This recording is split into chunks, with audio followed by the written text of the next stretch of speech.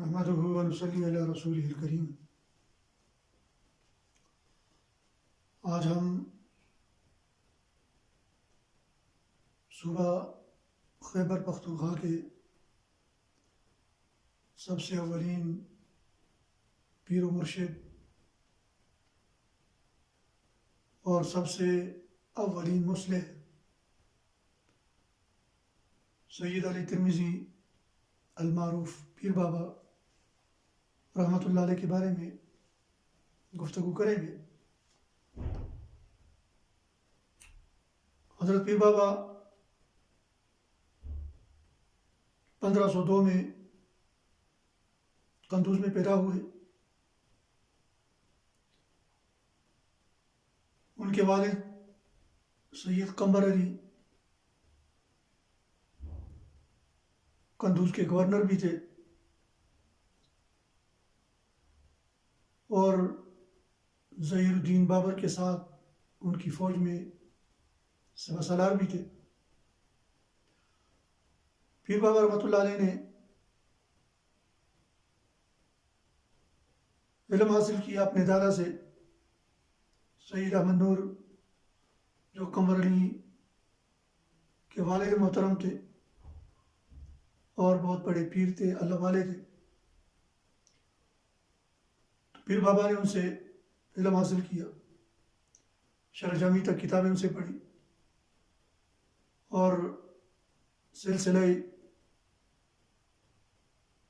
قبرویہ میں ان سے خلافت بھی حاصل کی اور ان کے معزون ہوئے۔ اس دوران ظہیر الدین بابر نے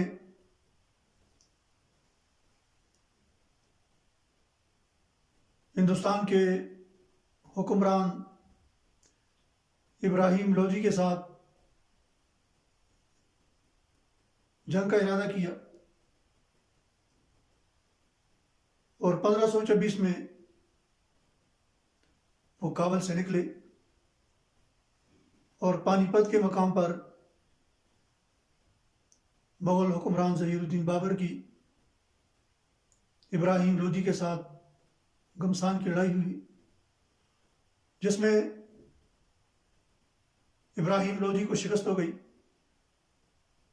اور ظہیر الدین بابر کو فتح حاصل ہوئی۔ دہلی ابراہیم لودھی سے خالی ہو گیا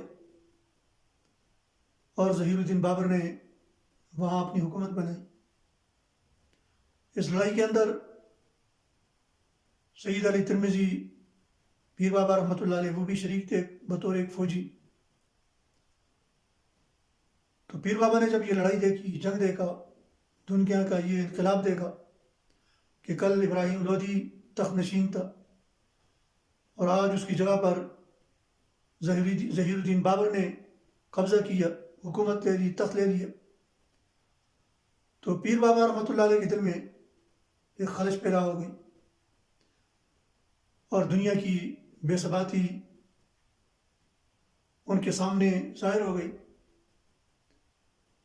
اور دنیا سے ان کا دل اچاٹ ہو گیا کہ یہ دنیا ہے، کل ایک شخص حکمران تھا، آج اس کی جگہ پر دوسرا آدمی حکمران بن گیا اور ایک حکمران کے تخت کے حصول کے لیے کتنے لوگوں نے جانیں دی، خون بہایا، قربان ہوئے۔ اس کو سوچ کر پیر بابا رحمۃ اللہ علیہ کا دل دنیا سے بالکل الگ ہو گیا اور انہوں نے دین کی طرف رجوع کیا۔ پانی پت میں ایک دفعہ وہ باہر نکلے، اسلحہ بھی ان کے ساتھ تھا، دوسرے فوجی بھی ان کے ساتھ تھے۔ تو چلتے چلتے شرف الدین بو علی قلندر پانی پتی رحمۃ اللہ علیہ کا مزار نظر آیا، تو پیر بابا مزار کی زیارت کے لیے چلے گئے۔ جب مزار میں داخل ہوئے، مراقبہ کیا، تو انوارات کا، فیوزات کا نزول ہوا۔ تو پیر بابا رحمۃ اللہ علیہ نے اپنے ساتھیوں کو بتایا نہیں، دوسرے دروازے سے نکل گئے ان کے ساتھی واپس ہوئے اور ان کے والد سے کہا کہ وہ تو اس طرح غائب ہو گئے۔ تو شیخ قمر علی وہ سمجھ گئے کہ سید علی ترمذی علم حاصل کرنے کے لیے نکلے ہوں گے۔ انہوں نے تلاش شروع کی۔ کچھ دن بعد دیکھا کہ پیر بابا ایک ویرانے میں اللہ کے ساتھ لو لگائے ہوئے بیٹھے ہوئے ہیں، اللہ کو یاد کر رہے ہیں۔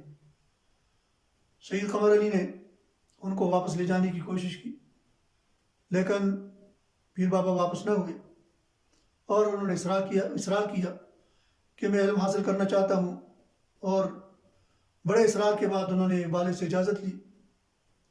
والد نے ان کو پیسے دیے تو انہوں نے وہ پیسے واپس کر دیے کہ جس اللہ کے لیے میں علم حاصل کرنا چاہتا ہوں وہ اللہ میری رزق کا بندوبست کرے گا، وہی دے گا رزق۔ اور وہاں سے نکل کر کے وہ شیخ سلونہ رحمۃ اللہ علیہ کے پاس پہنچے۔ ان کے پاس کچھ عرصہ رہ کر علم حاصل کیا۔ شیخ سلونہ بڑے عالم بھی تھے اور بہت بڑے ولی اللہ تھے۔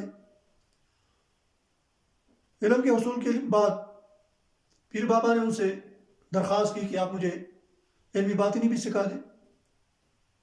تو شیخ سلونہ نے ان سے کہا کہ میرے پیر بھائی شیخ سالار رومی جو شیخ معین الدین چشتی رحمۃ اللہ علیہ کے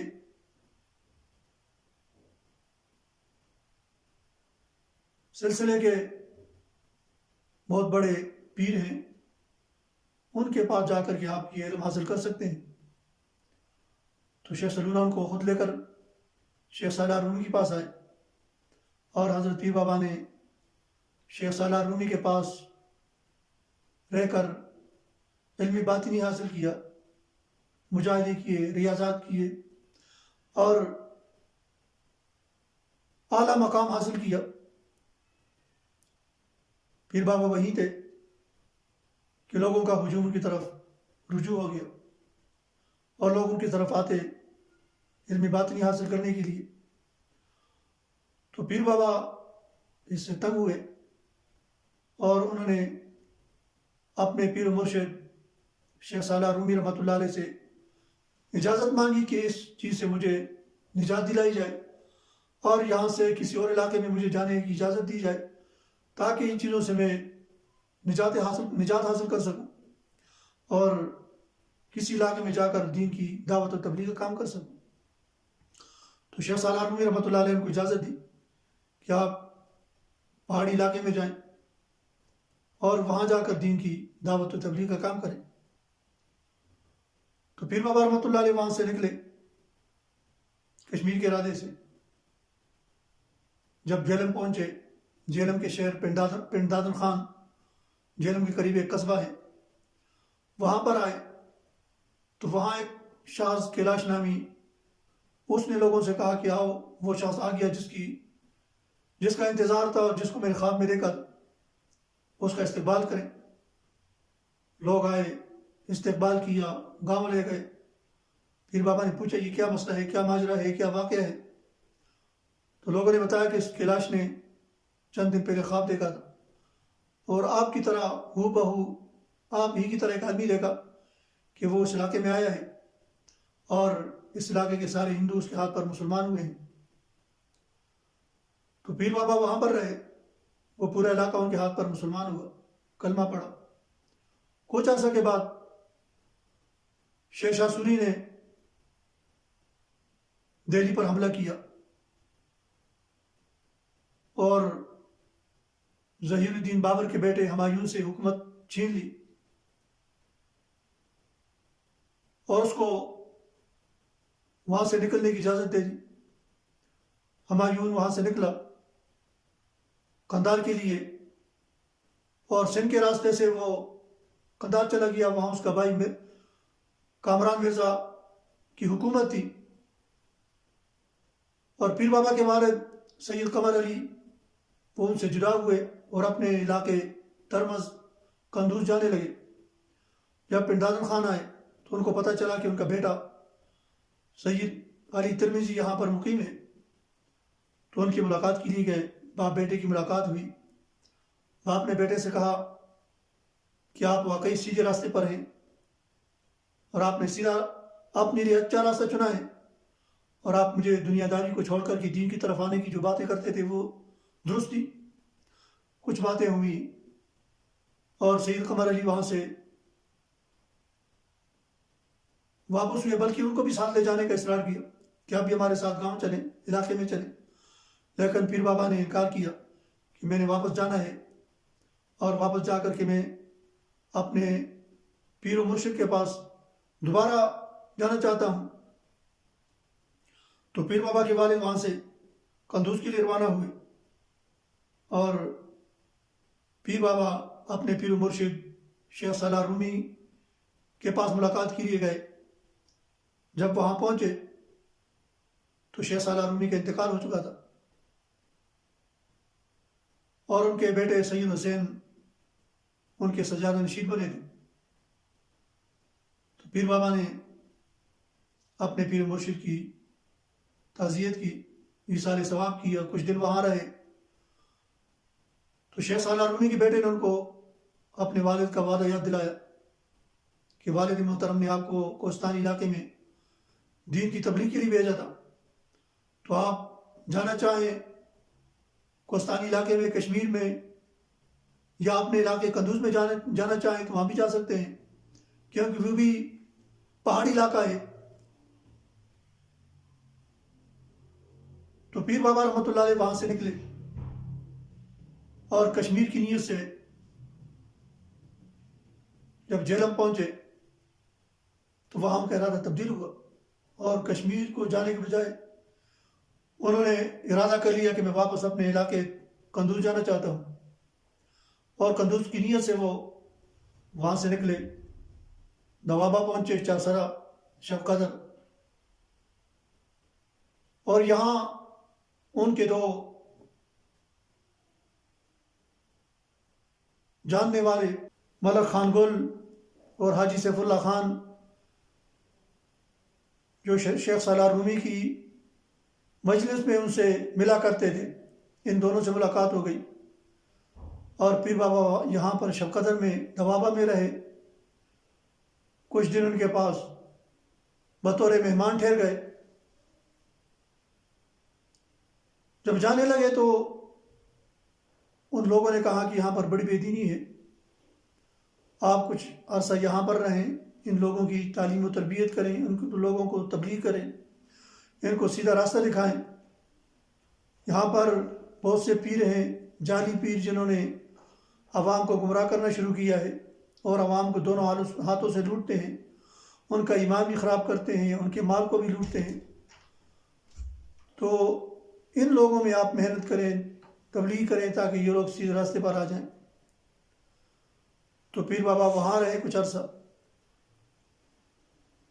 تو انشاءاللہ اس سے آگے پھر آئندہ اگلے ویڈیو میں انشاءاللہ اس سے آگے گفتگو ہوگی کہ پیر بابا کتنا عرصہ وہاں رہے، وہاں سے کہاں چلے گئے، اور کیسے پھر وہ بنیر پہنچ گئے، اور کس طرح پھر اس علاقے کے اندر وہ ایک بہت بڑے پیر بن گئے، بہت بڑے ولی، اور بہت بڑے انقلاب لانے والے شخصیت بن گئے، جنہوں نے اس پورے علاقے کی دینی رخ کو تبدیل کیا۔ تو اس کے بارے میں انشاءاللہ آئندہ ویڈیو میں ملاحظہ ہوں۔